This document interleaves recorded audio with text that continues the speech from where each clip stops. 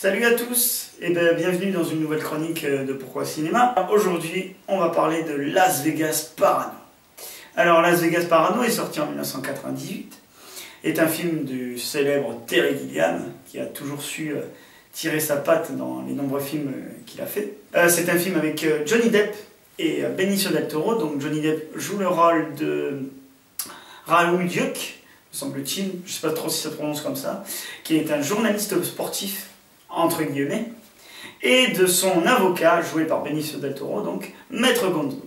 L'histoire est la suivante, donc ces deux personnages en fait vont aller à Las Vegas pour soi-disant faire leur travail, etc. Donc Raoul Duke en fait veut assister à il me semble-t-il, à un rallye de motocross assez célèbre dans la région, et Maître Gonzo en fait le suit dans cette aventure. Mais le truc c'est que ces deux personnages vont à Las Vegas utiliser toutes les drogues possibles et inimaginables qui existent sur cette terre. Ça va raconter l'entrée de ces deux personnages dans leur délire avec ces drogues. Donc ça peut être du LSD, de la cocaïne, etc. Ils vont vraiment se droguer à fond, et Gilliam va filmer ça, va filmer cette aventure complètement délirante et complètement absurde de ces deux sbires. Il faut savoir que le film en fait est basé sur un récit sorti, me semble-t-il, en 1968 de Hunter S. Thompson, donc qui s'appelle Fear and Loathing to Las Vegas. L'histoire qui se passe en fait est vraiment réelle et est issue de vrais récits, donc du livre de S. Thompson. Donc à un moment donné vous verrez des voix off de Johnny Depp, et en fait ce sont des citations du livre.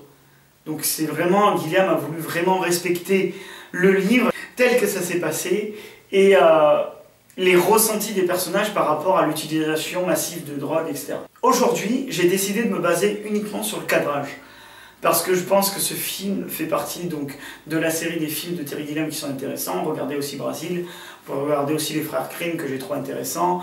Le dernier aussi, Zéro Théorème, est vraiment pas mal. Gilliam a une façon de filmer qui est propre à lui. Le cadrage apporté dans ce film est vraiment intéressant, parce que déjà, donc, nous avons affaire à deux drogués. Et le cadrage permet en fait de pénétrer dans ce monde. C'est-à-dire qu'on a un monde ordinaire, donc le monde dans lequel on vit, mais Gilliam veut nous montrer un monde extraordinaire qui, pour nous, nous semble pas possible. Alors que pour eux, drogués, etc., il est possible en fait.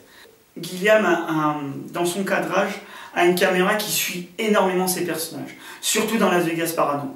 En fait, on n'a pas vraiment de personnage tertiaire ou secondaire qui est vraiment présent et qui est mis en avant. C'est surtout les deux personnages principaux de Johnny Depp et de Benicio del Toro qui sont mis en avant par le cadrage. Donc on les suit énormément. La caméra est assez libre, il n'y a pas vraiment de plan d'ensemble, surtout au début peut-être, juste pour présenter, il y a 2-3 au début, donc quand on présente Las Vegas, la caméra se déplace énormément pour montrer que c'est Las Vegas. Il y a très peu de plans fixes, sauf au début, où on a des espèces de tableaux qui défilent, où on voit un peu les personnages défiler dans ce tableau, mais on a l'impression que par le cadrage, on sent que les personnages fuient ce tableau et donc sont un peu hors du monde, ce qui est assez intéressant, ce qui est assez logique, puisque ces gens, d'une certaine façon, utilisent des drogues et ne sont pas vraiment connectés à notre réalité à nous. Ils sont dans une autre réalité. Il faut savoir que Gilliam également aime les cadrages.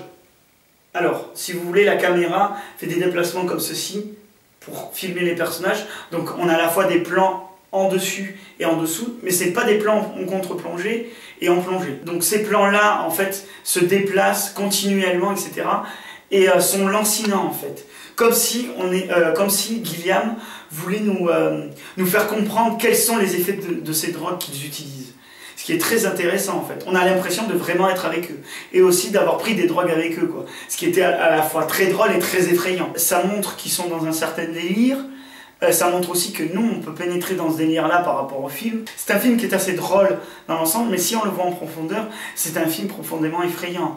Parce que les deux personnages pénètrent de plus en plus dans leur délire, consomment de plus en plus de drogue, et on a l'impression de pénétrer dans leur monde, et c'est un monde que nous, on ne connaît pas, et qu'eux connaissent très bien. C'est ça qui est très effrayant. À un moment donné, par exemple, Raoul Duke dira cette phrase, il dira « Il n'y a rien de plus dangereux que d'énerver un drogué ». Ce qui résume très très bien le film, en fait. À un moment donné, le personnage de Benicio del Toro va vraiment s'énerver et va vraiment vouloir tuer tout le monde. Enfin, ces drogues-là nous font comprendre que ces gens sont instables. Par la suite, aussi ce cadrage, donc le lieu où ça se passe, le mouvement qui suit les caméras, etc. Les personnages présentés qui sont quand même un journaliste et un avocat, est une critique du rêve américain. C'est-à-dire que ce sont des personnages qui ont quand même un certain niveau d'études, un journaliste et un avocat, et pour autant, ils sont obligés d'une certaine façon d'aller plus loin dans leurs limites, avec des drogues, etc. Alors qu'ils n'ont pas forcément besoin de ça, mais vu qu'ils ont accès à ça, par le biais d'argent, puisque leur travail le permet, d'une certaine façon, il n'y a plus de limite dans leur conception de la réalité, ce qui peut être très dangereux. On le verra aussi plus tard avec le personnage de Benicio del Toro qui va faire une énorme connerie. Je ne vous en dis pas plus pour essayer de vous faire découvrir le film. Je reviens quand même sur le cadrage, puisque c'est l'élément essentiel de cette vidéo. Le cadrage est aussi en accord avec la musique. C'est-à-dire que, par exemple, à un moment donné, quand on présente Las Vegas, Terry Gilliam a décidé d'utiliser les musiques de Tom Jones. Ça vous permet aussi de découvrir Tom Jones, qui est un excellent chanteur. Et cette musique-là, en fait, nous fait pénétrer dans le monde de Las Vegas, qui est un monde hors du temps. Vraiment. C'est une ville hors du temps, qui n'a aucune conception de notre réalité à nous, et qui est dans le jeu continuel. C'est une ville qui vit au jour le jour, en fait, Las Vegas. Et c'est pour ça que celui-là sied bien à nos deux personnages aussi. Et le cadrage suit ça, en fait. Suit cette ville, et les personnages sont dans cette ville, etc. Et ça, tout se suit. Ce cadrage également, donc à force de pénétrer dans les drogues, etc., et de suivre ces personnages, devient un peu oppressant aussi. On sent que, ce qui est très, on va dire, dichotomique, c'est que la caméra suit les personnages, etc., donc ne les emprisonne pas, mais le cadrage, au fur et à mesure du film, à force de faire des tournis autour des personnages, en essayant de capturer leurs expressions faciales, d'ailleurs les expressions faciales de Johnny Depp sont absolument à tordre de rire, emprisonne les personnages, ils nous emprisonnent nous aussi. Donc c'est très intéressant cette dichotomie, c'est-à-dire qu'au début on a une caméra assez libre, assez lancinante, et puis au fur et à mesure ça change. On se sent oppressé de plus en plus par ces drogues, par les personnages en eux-mêmes aussi. Je pense que le cadrage est vraiment un élément essentiel du film, et même un élément essentiel de l'œuvre de Terry Gilliam. Je pense que les personnages aussi sont assez bien mis en valeur, déjà parce que donc il y a une écriture du livre qui permet d'approfondir ça, et le film les met vraiment en valeur, quoi. Il y a une mise en valeur de ces personnages pour montrer à la fois qu'ils sont effrayants, mais très drôles aussi dans leur délire, et surtout que leur rêve américain n'est pas vraiment là, quoi. D'une certaine façon, ils ont réussi à atteindre un certain statut social, mais pour autant, ces mecs-là sont obligés de se droguer. J'espère que cette chronique vous a plu. Aimez, likez ou commentez si cette vidéo vous a plu.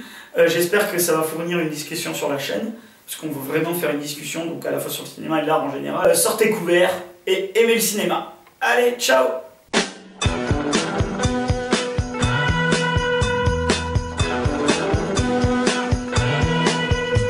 She's all you'd ever want. She's the kind I'd like to flaunt and take to dinner.